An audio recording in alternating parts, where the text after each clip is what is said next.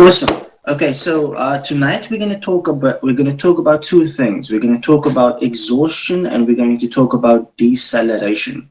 And these are two very important components as it relates to trading itself. Okay, so what I want you to bear in mind and what I want you to keep in mind when you're doing your analysis is try to make it as simple and as basic as possible. Now, usually what we would do is when we look at a chart like this chart in and of itself is just white with black and white candlesticks.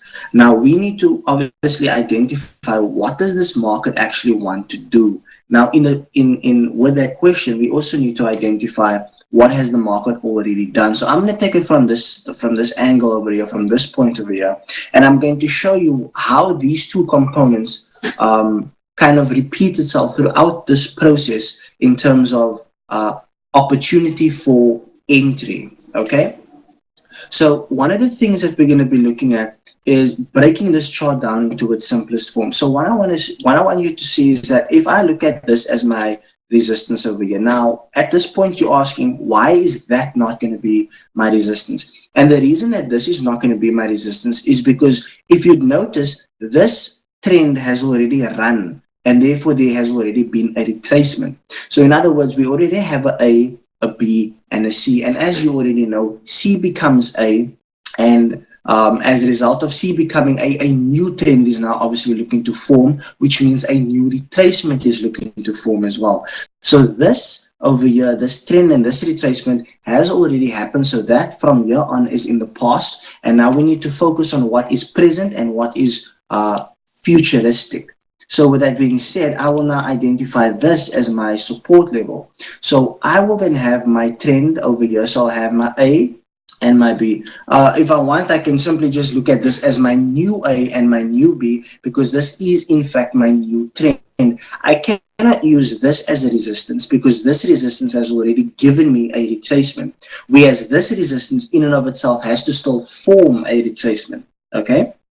So with that being said, if I look at this as my new trend, I need to go and find out where about will I find my retracement level? How far up is this market looking to retrace? So if I go over here and I take my fib, and now obviously, as we all know, we're going to use our fib to identify our retracement level. So I'll just place it on my point of B and I'll draw it all the way up to my point of A, like that over there.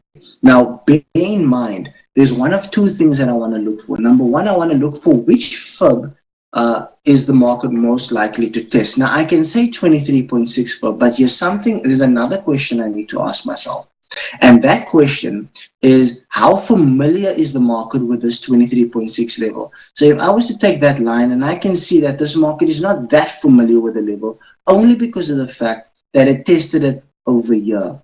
And that is not enough to convince me that this is where the market is going to retrace and then just turn over and continue this bearish trend. So if anything, if I look at 38.2, what I can see is that the market is fairly familiar with this 38.2 level. If I was to take my line and just put it over here like that, what I would see is that I see that the market is familiar here, and over here. So that tells me that this market is fairly familiar with the 38.2 fib, because of the fact that in the past it has acted as a very key level. The market is very familiar with this level over here. But I'm not going to put all my money on just the 38.2 fib. I'm also going to look for another fib level, and that is going to be my 50 fib. Now, if I look carefully, my 50 fib has played just as much of an important role as my 38.2, because I see that the market is fairly key at this section over here, and I see that the market is fairly key at this section, and as well as this section as well. And I'm sure if I was to zoom out a bit more, I would see more of the same thing. But beyond that, what I'm saying is that I know that the market has trended. Now I'm just waiting for the market to retrace. Upon this retracement, I will be looking for the market to possibly test my 38.2 fib or test my 50 fib. However, when the market gets to that, and that is what our session is going to be about tonight, what happens when the market gets to this level? Now, we know that we are going to want to sell on one of these two levels, depending how the market responds in it. We're going to want to sell on these levels. And the reason that we're going to want to sell on these levels is because they are new levels of resistance, and we sell on resistance. But what we also want to understand is that we need the market to do one of two things. The market must either break the level, of which we will then deny the opportunity to enter the position, or the market will have to test the level, which will confirm that we're looking to take the position in and of itself. So essentially, what I'm looking for is the market to run from this point of low to come over here to my 38.2 fib or my 50 fib and test it. But not only test it, I want it to exhaust. I want to see a little bit of exhaustion. Now, what is exhaustion? Exhaustion is a sign that either buyers or sellers are becoming weaker. In other words, they are now starting to slow the momentum down. Okay, and there's one very important factor as it relates to exhaustion. There's a sign that the market gives to indicate seller's exhaustion, and there's a sign that the market indicates to give off buyer's exhaustion. And at this point in time, we can see that it is going to be buyers that pushes the market up. Now, with us knowing that it's going to be buyers that's pushing the market up, but the overall trend of the market is bearish, I'm going to look for buyer's exhaustion. In other words, I'm going to look for long wicks. I'm going to look for the market to give me multiple wicks, because multiple wicks will indicate that buyers are becoming exhausted. And so I will just wait a little bit, and I will eventually come and see that the market is build momentum. Okay, so you're saying the sound just cut. Audrey, I am recording the session, so I will put this in the group. So you will be able to hear everything I'm saying as you play the recording back. But in the meantime, what we're going to be looking at is simply just seeing this market starting to build momentum to the upside, and you can actually see that the market runs and it tests our 38.2 fib. But now what we also want to see is the market showing us signs of exhaustion. Now this wick over here is but just one wick. We need to wait for another wick to give us that signal. So if we go further, we can see that the market has given us this wick, but it is now broken and made a higher wick. Apart from that as well, we can see that this wick has actually tested our 50 fib and actually closed below the 50 fib. So we at the moment are starting to see the market slowly but surely show us signs of exhaustion, with the market pushing up so far, and then we have this wick over here, and this wick is also an indication of the market showing signs that it is starting to slow down because it has closed below that wick over there. So essentially what we're looking at is the market showing signs of severe exhaustion. In other words, buyers showing signs of severe exhaustion, and we're starting to look at sellers looking to build momentum as we move further to the downside, right? So if we just continue, and we can actually see how the market is running down. Okay, Audrey, can you hear me now? I'm just going to wait for you to confirm if you can hear me.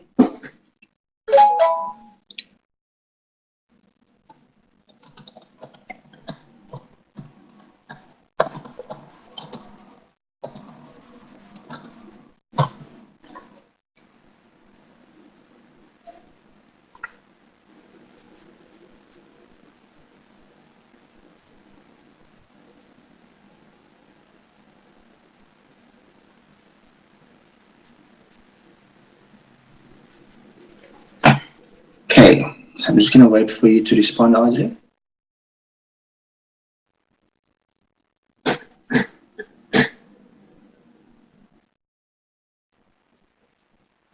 Okay, I don't want you to worry too much about the sound. I'm going to be uploading this video onto our group, so you will be able to hear everything you missed.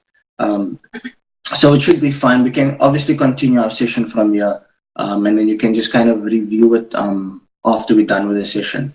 Cool. So like I was saying, the market has obviously, now we see momentum moving up to the upside, and now we see this candle over here forming this long wick, and that's an indication of exhaustion in and of itself. And market now begins to lose that, the market now begins to lose, or buyers begin to lose the momentum as sellers starts to become a lot more stronger. And you can actually see how the market pushes further down. Now, if I were to look for another example, the example that I want to show you now is an example of not only not only exhaustion, but also deceleration.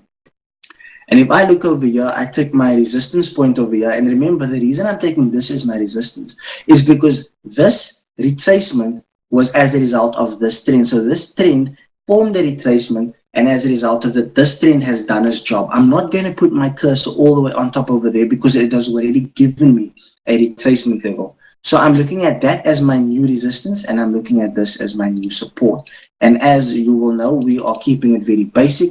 I will find my trend to be bearish. I will now identify this as my A and this is my B. I draw my fib in, and remember, always from B to A. Now I'm looking for a level that the market is looking to test. I can use my 50 fib, of which the market is fairly familiar with, or I can use my 61.8. It's always good to have more than one fib because that gives you options, and options is always good. It gives you a plan A and a plan B. What I want you to notice now, RJ, is that when the market starts to build momentum to the upside, right, you will notice that the market actually breaks our 50 fib and comes to test our 61.8 fib. But beyond testing our 61.8 fib, I see that the market has formed 3 wicks. I have 1, 2, 3. And if I continue, I will see another wick forming over there. And this tells me something.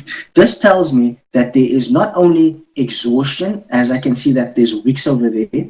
I can also see deceleration because every time the wicks form, they form lower to each other. So this wick over here is lower than this wick over here, and this wick is lower than that wick over here. So that's a sign of what we call deceleration. The market is starting to slow down.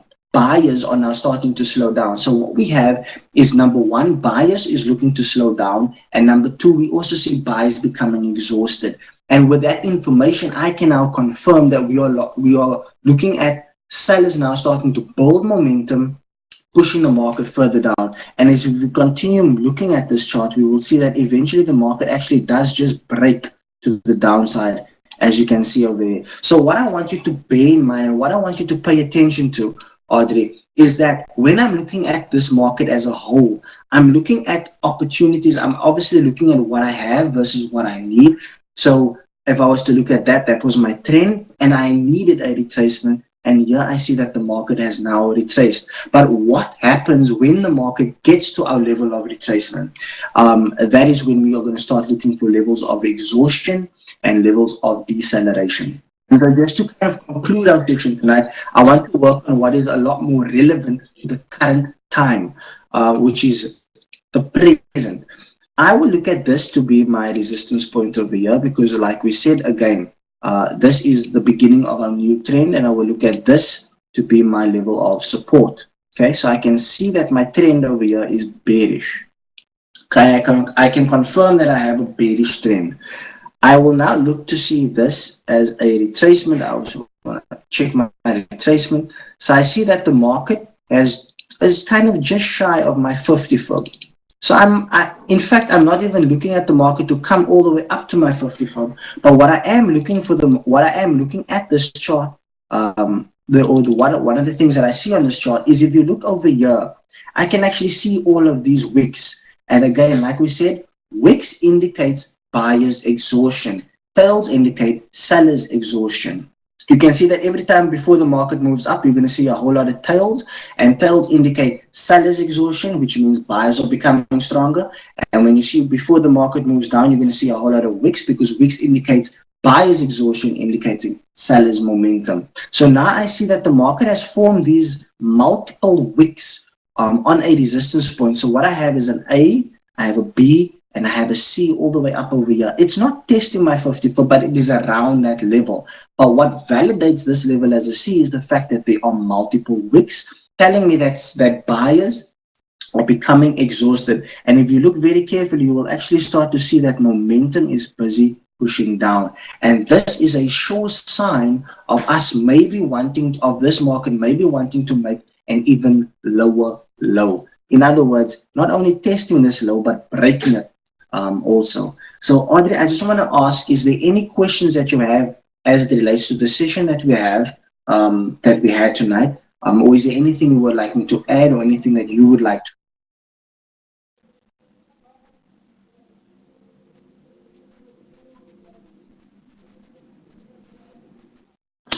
That's a very good question, Audrey. So the reason that I was taking the last two examples in the past was because I wanted you to see how the exhaustion and how the deceleration actually plays out.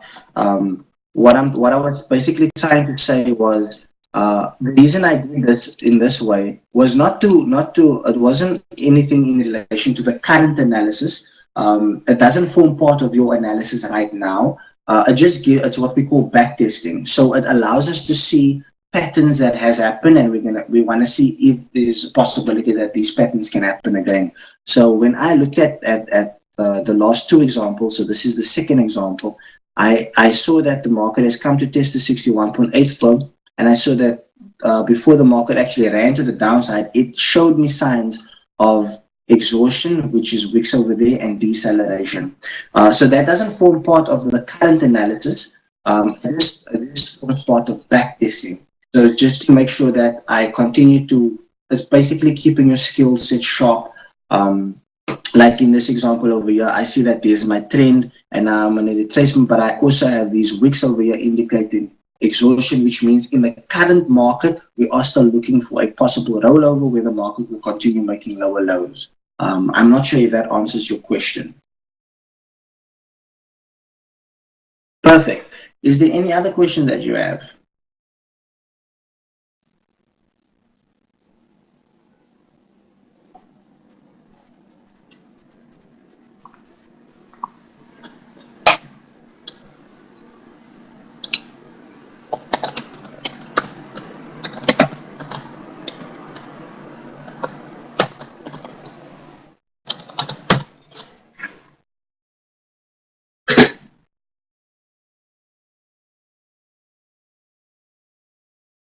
Awesome.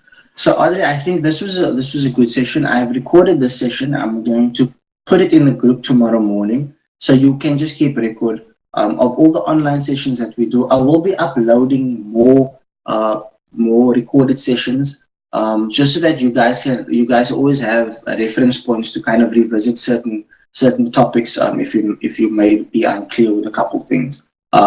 So yeah, I think that is going to be something that is something that I'm already in the process of doing. But yeah, if you do have any questions, please pop me a message and I will answer it as soon as I can. Furthermore, you should enjoy your evening further, and I'll speak to you next week. Okay, cheers. Bye.